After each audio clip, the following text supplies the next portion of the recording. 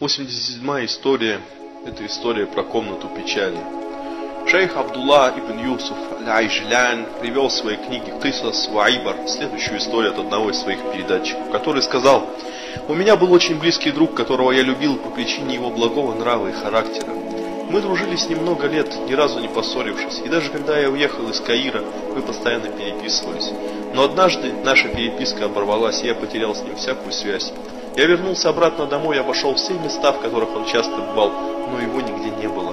Я был у него дома, но соседи сообщили мне, что он переехал, и они не знают, где он сейчас проживает.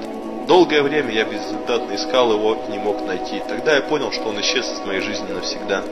Я плакал от того, что потерял его, и потеря такого друга из всех друзей для меня была наиболее тяжелой. Шло время, но оно не излечивало рану моего сердца, которая постоянно кровоточила.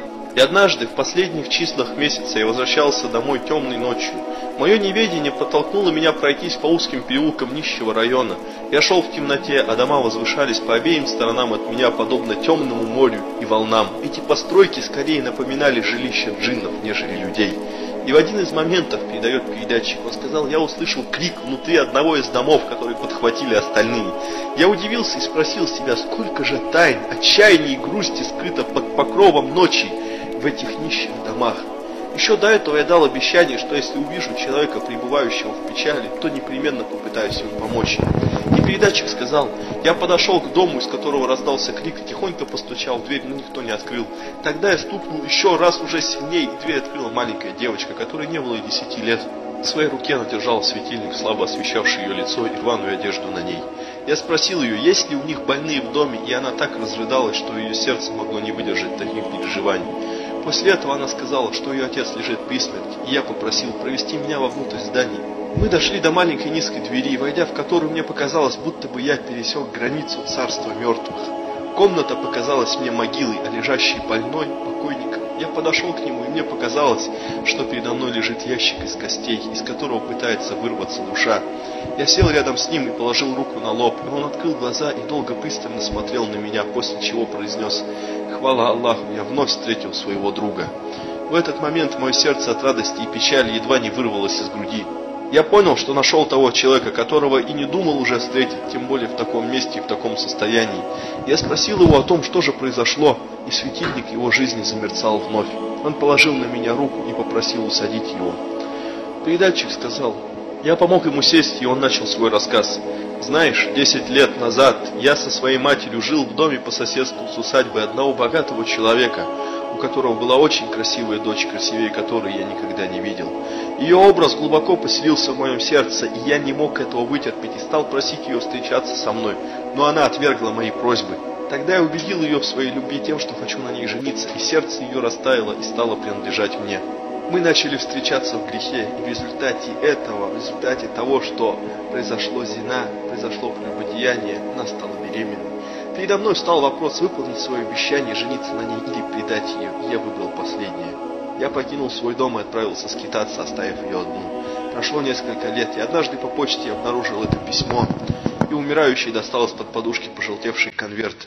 В нем было написано следующее: «Если бы я знала, что этим письмом смогу восстановить прежние отношения или вернуть прошлую любовь, я бы не написал ни строчки. Все потому, что я не думаю, будто отношения таковы, как твое предательство, а чувства, как твоя лживая любовь. Когда ты меня бросил, ты прекрасно знал, что я беременна, но это ты совершил в прошлом, когда боялся за будущее. Тебе было все равно, в какое горе ты вверг меня, так не затрудняй себя вытирать те слезы, причиной которых являешься ты сам. Разве после этого я могу считать тебя благородным человеком? Нет, я даже не могу считать тебя человеком. Не осталось ни одной мерзости, на которую способен человек, чтобы ты не показал их. Только раз и в одном месте. Ты лгал мне, когда говорил, что любишь меня. Ты любил только самого себя. Ты делаешь все для того, чтобы удовлетворить свое самолюбие. И я просто случайно оказалась на твоем пути. Ты обещал мне жениться, но нарушил обещание, очевидно подумав, что я преступная блудница. Но это ты сделал меня такой. Если бы не ты, то я бы не стала грешницей. Ты украл мою непорочность, я осталась в униженном положении.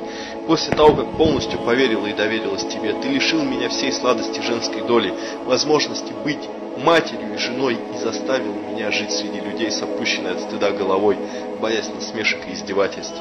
Именно ты стал причиной того, что я лишилась всех прелестей жизни, покинув отца и мать, их богатство и родной дом. Сейчас я живу в нищете, в таком доме и районе, которых не знает никто и не тревожит меня. И в этом состоянии я хочу провести остаток своих дней. Я убила своих родителей, убежав из дома. Их сердца не выдержали отсутствия вестей обо мне. Ты убил теперь меня, дав вкусить всю горечь нищеты, и мои душа и тело не в состоянии этого вынести.